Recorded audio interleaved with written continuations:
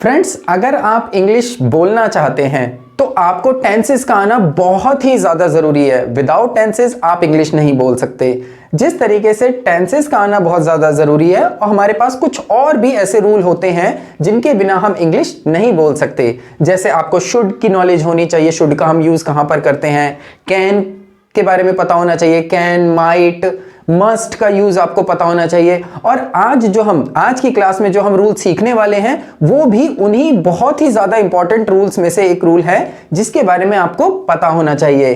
तो आइए आज हम देखते हैं कि वो कौन सा रूल है और उसे हम कैसे यूज करेंगे।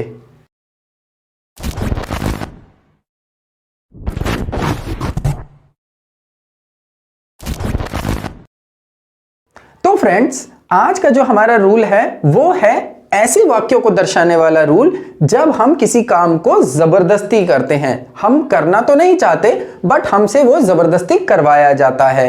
जैसे कि मुझे स्कूल का काम करना है, बच्चे स्कूल का काम करना नहीं चाहते हैं बट उन्हें करना पड़ता है। तो यही जो मैंने बोला करना है या करना पड़ता है, यही इसकी पहचान होती है।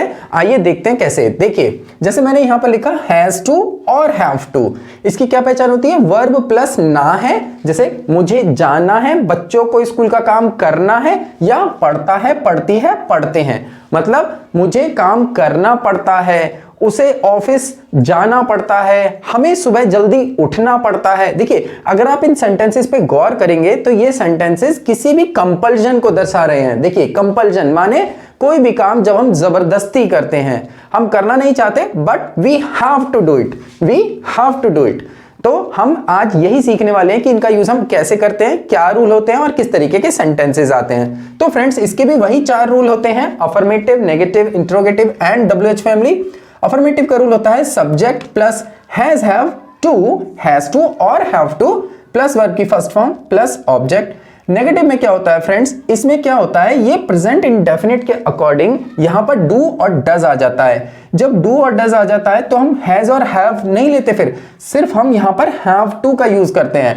अब अगर वाक्य में हमें यह देखना है कि वाक्य सिंगुलर है और प्लूरल है तो वो हम डू और डज के थ्रू दर्शाएंगे, ना कि हैज और हैव टू के। आपको हमेशा ध्यान रखना है कि आपको हैव टू का ही यूज करना है, कभी भी इसमें हैज टू नहीं आ सकता। वर्ब की फर्स्ट फॉर्म ऑब्जेक्ट, इंट्रोगेटिव में डू डज आगे चला जाएगा। और आपको एक बात और ध्यान रखनी है कि जब हम नेगेटिव इंट्रोगेटिव में यहां पर जब नॉट का यूज करेंगे तो आप नॉट बाद में ना लगाएं सब्जेक्ट के, आप इसको शॉर्ट करके बोलें, आप इसको कॉन्ट्रैक्शन के थ्रू बोलें, डोंट और डजंट करके। प्लीज प्लस सब्जेक्ट आएगा, हैव टू वर्ब की फर्स्ट ऑब्जेक्ट, डब्ल्यूएच फैमिली आ जाएगी। आई होप आपको ये रूल क्लियर होंगे कि इनके अंदर किस तरीके के सेंटेंसेस पाए जाते हैं। और अगर नहीं है क्लियर तो आप मेरी इज़एमआर की वीडियो देखिए, उसके अंदर मैंने आपको ये ठीक से समझाया है। तो फ्रेंड्स, आइए इसके कुछ एग्जाम्पल देखते हैं। देखिए, मुझे कपड़े धोने हैं। अब यहां पर देखिए, पहले तो हम पहचान को देखते हैं। देखिए, आगे ना है, क्रिया क्या हो रही है? धोने की, मतलब वर्ब प्लस ना है, वर्ब प्लस ना है आ गया।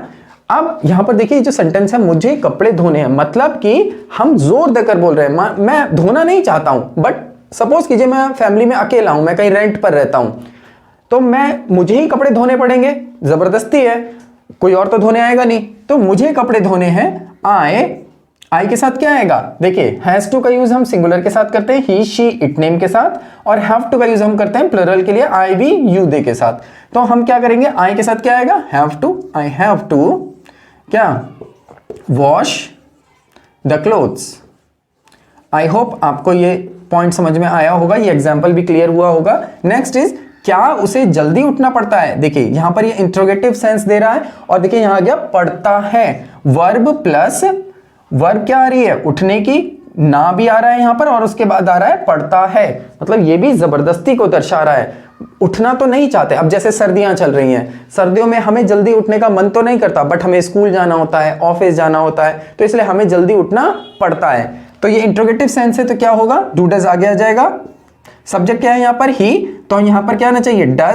Does he have to. अब यहां पर मैं हैज नहीं ला सकता, वैसे तो सिंगुलर के लिए हमें हैज टू का यूज करना चाहिए, बट सिंगुलर यहां पर डज के थ्रू ही हमने यहां पर डिनोट कर दिया। Does he have to wake up, कब? जल्दी।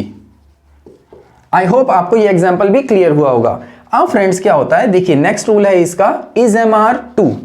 अब देखिए जैसे हमने यहां पर हैज टू या हैव टू बोला, यहां पर इज एमआर आ गया, टू दोनों में है।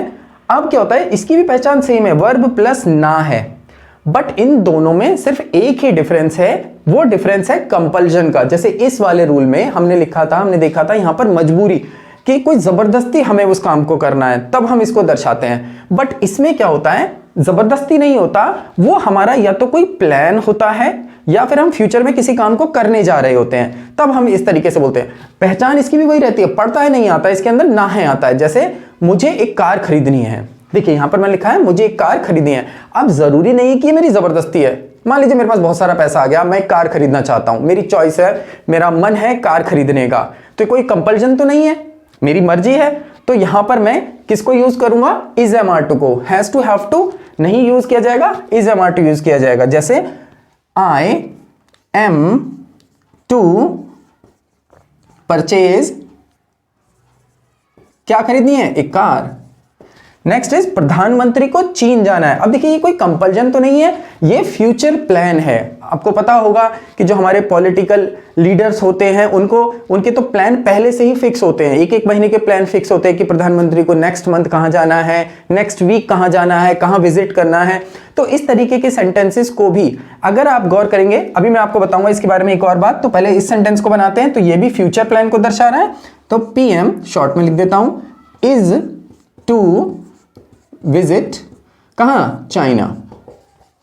अब फ्रेंड्स इस सेंटेंस से आप एक और चीज सीख सकते हैं। देखिए आपने अगर गौर किया हो, अगर आपने इंग्लिश का न्यूज़पेपर देखा हो, तो वहां पर क्या होता है, जब हेडलाइंस जो होती है न्यूज़पेपर की, जो हेडलाइंस होती हैं, वो कभी भी पूरे सेंटेंस स्ट्रक्चर में नहीं होती, वहां पर पूरा सेंटेंस नहीं होता। अगर मान लीजिए यही जो है सेंटेंस है वहां पर, तो वहां पर ये नहीं होगा PM is to visit China, नहीं, वहां पर ये हेल्पिंग वर्ब जो है वो गायब हो जाएगी। वहां पर सीधा से देगा PM to visit China, PM to visit China. बात वही है, बट आपको न्यूज़पेपर की हेडलाइंस में बिना हेल्पिंग वर्ब के ही मिलेगा और ऐसे ही मिलेगा। क्यों? क्योंकि वो एक फ्यूचर प्लान है और वो होने जा रहा है। मोस्ट प्रोबेबली, देखिए फ्यूचर तो किसी ने भी नहीं देखा, फ्यूचर 100% हो ही नहीं सकता। मैं चाहे कितनी ही प्लानिंग कर लूं, कितना ही कुछ कर लूं, इसके बारे में हम जब हम वुड के बारे में सीखेंगे तब हम इसके बारे में बात करेंगे। तो यहां पर क्या है, प्रधानमंत्री को चीन जाना है, ये उनका फ्यूचर प्लान है, श्योर है, अभी तक तो श्योर है, 100% नहीं, बट 90 और 95% श्योर है कि जाना ही है। तो PM is to visit China, ये आपका नॉर्मल सेंटेंस हुआ। और जब आप न्यूज़पेपर की हेडलाइंस देखेंगे तो ये यहां पर इज नहीं होगा, पीएम टू विजिट चाइना ऐसे आपको मिलेगा। आई होप आपको ये पॉइंट भी क्लियर हुआ होगा। अब फ्रेंड्स एक बात और, देखिए हम सीख तो रहे हैं यहाँ पर कि हम जबरदस्ती हो तो हमें हैज टू हैव टू का यूज करना है, अपनी चॉइस से सेंटेंस बनाए तो हमें इज एम आर टू का यूज करना है। बट ये जो इज एम आर टू का यूज है ये इतना ज्यादा यूजेबल नहीं है, इसको इतना ज्यादा यूज हम करते नहीं है। हम सारे सेंटेंसेस इसी से बना देते हैं और वो चलता भी है, इसमें कोई इतनी दिक्कत नहीं है कि आप इससे क्यों नहीं बना रहे, आप इससे क्यों बना रहे हो, नहीं, स्पोकन में इतना ज्यादा ये यूज नहीं है, रिटन में भी इतना ज्यादा यूज नहीं है। बट आपको ये रूल समझ में आ जाए और इसका यूज क्या होता है, इसलिए मैं आपको यहाँ पर बता रहा हूँ। अब इसका नेगेटिव पास्ट देखते हैं, सॉरी।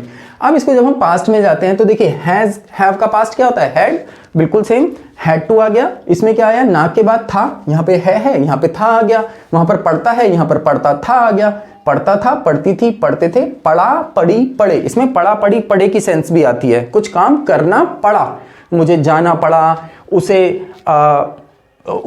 नई कार खरीदनी पड़ी। अब यहां पर जबरदस्ती है, उसे नई कार खरीदनी पड़ी, पुरानी खराब हो गई थी तो उसे खरीदनी पड़ी। तो इस तरीके से ये भी कंपल्जन को दर्शाएगा। यहां पर इसका रूल क्या होता है, हैड टू। अब ये पास्ट में है तो हैड टू आ गया। अब नेगेटिव में क्या होता है कि डिड आ जाता है। डिड जब आता है, जैसे मैंने अभी बताया, ये प्रेजेंट को दर्शा रहा है। अब ये प्रेजेंट इंडेफिनिट के अकॉर्डिंग इसमें नेगेटिव आया। अब यहां पर क्या होता है, इसमें पास्ट इंडेफिनिट के अकॉर्डिंग आता है। अब जब ये पास्ट इंडेफिनिट के अकॉर्डिंग आया, और अगर आपको पास्ट इंडेफिनिट का रूल आता होगा तो आपको पता होगा कि जब डिड आता है तो वो सेकंड फॉर्म को खत्म कर देता है। तो हेड जो है वो हैज हैव की सेकंड फॉर्म है, हैज हैव का पास्ट है हेड, तो यहां पर डिड आया और यहां पर हैव आ गया। ये वापस जो है हम प्रेजेंट के अकॉर्डिंग ले आए, क्योंकि फर्स्ट फॉर्म को लाना है ना। यहां पर डिड ने सेकंड फॉर्म को खत्म कर दिया, फर्स्ट फॉर्म आ गई हैव टू, यहां पर हैड टू नहीं आएगा। तो आप इस बात का ध्यान रखिएगा। तो अब वही बात है, डिड आगे आ जाएगा, फिर डब्ल्यूएच फैमिली आ जाएगी। एग्जाम्पल्स देखते हैं। सोनी को घर जाना था। अब ये जबरदस्ती थी, मान लीजिए सोनी एक पार्टी में आई, अब ज्यादा रात हो रही है, उसको घर जाना था, तो यहां पर हम Soni had to go home. Next example is मुझे पूरी रात पढ़ना पड़ता था, मतलब जबरदस्ती थी, मेरा एग्जाम था, मुझे एग्जाम क्रैक करना था, इसलिए मुझे पूरी रात पढ़ना पड़ता था। तो आई हैड टू, अब देखिए पूरी रात पढ़ना मतलब पूरी रात मेहनत करना। जब हम पूरी रात पढ़ते हैं तो उसके लिए हमारे पास एक इडियम होता है, उसे कहते हैं burn midnight oil. Burn midnight oil, तो ये याद रखिएगा, ये एक इडियम है। हमें पुलिस को बुलाना पड़ा। मान लीजिए कोई इंसान है जो हमारी बात नहीं मान रहा, हमसे लड़े जा रहा है, मुझे पीटे जा रहा है, तो मैं कह रहा हूं कि मुझे पुलिस को बुलाना पड़ा। देखिए आ गया पढ़ा पढ़ी पढ़े, यहाँ पर सॉरी पढ़ा आ गया, पढ़ा नहीं, ध्यान रखना है पढ़ा और पढ़ा दोनों अंतर होता है दोनों में। तो हमें पुलिस को बुलाना पड़ा। So we had to call the police, we had to call the police. I hope आपको हैड टू का रूल भी समझ में आया होगा। अब फ्रेंड्स बिल्कुल जैसे इसका इज़-एम-आर आया था, बिल्कुल उसका पास्ट आ जाएगा वॉज वर, इसमें भी ना था आएगा विद चॉइस या प्लान, पास्ट में कोई प्लान बना हो। अब वो प्लान पूरा हुआ नहीं हुआ वो डिपेंड करता है, बट अगर हम पास्ट में हमने कोई प्लान बनाया होता है कुछ करने का, किसी क्रिया को करने का, तो उसके लिए हम वॉज वर्ड टू का यूज करते हैं। हमें एक नया घर खरीदना था, अब खरीदा या नहीं खरीदा वो श्योर नहीं है, बट हमें उस समय कुछ समय पहले हमने पास्ट में एक प्लान बनाया था कि हमें एक नया घर खरीदना था। कंपल्जन भी नहीं होना चाहिए, कंपल्जन आएगा तो फिर इसमें चला जाएगा। We were to purchase a new house. Hemant को नई फिल्म देखनी थी। अब यहाँ पर कोई जबरदस्ती थोड़ी थी कि तुझे देखनी है, तुझे बांध के बिठाएंगे और तू देखेगा उस फिल्म को, नहीं, उसका मन था, कोई अच्छी फिल्म आई थी, उसका मन था उस फिल्म को देखने का। हेमंत को नई फिल्म देखनी थी। Hemant was to watch a new movie. I hope friends आपको ये एग्जाम्पल समझ में आए होंगे। तो फ्रेंड्स इसका फ्यूचर जो होता है वो भी बहुत इजी होता है। इसकी पहचान होती है ना के बाद होगा या पढ़ेगा, पढ़ेगी, पढ़ेंगे, और इसको हम डिनोट करते हैं विल हैव टू से। विल हैव टू मीन्स ना के बाद होगा या पढ़ेगा। इसका रूल होता है, इसके भी वही चारों रूल है, subject plus will plus have to, verb की फर्स्ट फॉर्म ऑब्जेक्ट। नेगेटिव में subject plus will plus not. मैंने आपको पहले भी बताया था जब भी हमारे पास दो या दो से ज्यादा हेल्पिंग वर्ब आती हैं तो नेगेटिव में जो नॉट होता है वो हमेशा पहली हेल्पिंग वर्ब के बाद ही आ जाता है। तो will not have to verb की फर्स्ट फॉर्म ऑब्जेक्ट, विल आगे चला जाएगा, फिर WH फैमिली बन जाएगी, WH फैमिली का वर्ड जोड़ के पूरा इंट्रोगेटिव कॉपी कर देंगे। सेम वही रूल है। तुम्हें मेहनत करनी होगी, देखिए क्रिया हो गई करना, ना के बाद होगा, ना के बाद होगा आ गया वर्ब के साथ, तुम्हें मेहनत करनी होगी। You will have to work hard. अगर आपको इंग्लिश सीखनी है तो आपको मेहनत करनी होगी। उसे सच बताना पड़ेगा, देखिए पढ़ेगा, पढ़ेगी, पढ़ेंगे में से आ गया, क्रिया क्या हो रही है बताने की, तो ना के बाद पढ़ेगा आ गया। उसे सच बताना पड़ेगा, ही और शी विल हैव टू, सच बताना है तो speak the truth. Speak the truth को हम सच बताने के लिए यूज करते हैं, और टेल ए लाई, झूठ बोलना। तो आई होप आपको ये पॉइंट्स और ये रूल क्लियर हुए होंगे।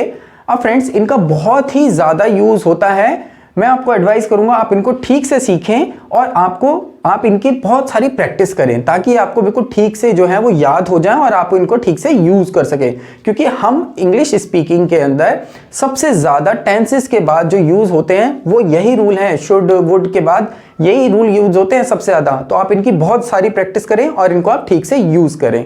तो फ्रेंड्स आइए इसका एक और एग्जांपल बनाते हैं कि आपको मेरा चैनल सब्सक्राइब करना पड़ेगा।